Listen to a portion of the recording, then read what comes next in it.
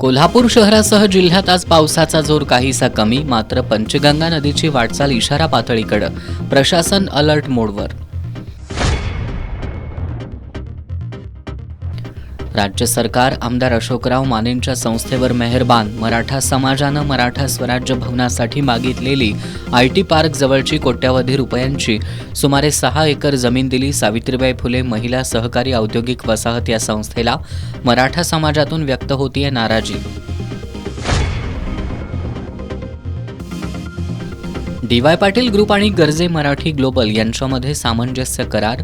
उद्योजकता, उच्च शिक्षण आणि नेटवर्किंगसाठी कराराचा फायदा होणार.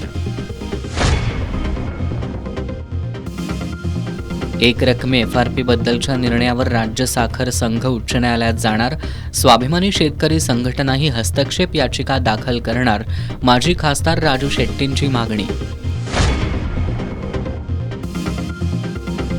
आणि कर्तव्यावर असताना विजेच्या धक्क्यानं मृत्यू झालेले जवान हवालदार साताप्पा गोविंद मिसाळ यांच्या पार्थिवावर मिसाळवाडी इथं शोकाकुल वातावरणात अंत्यसंस्कार.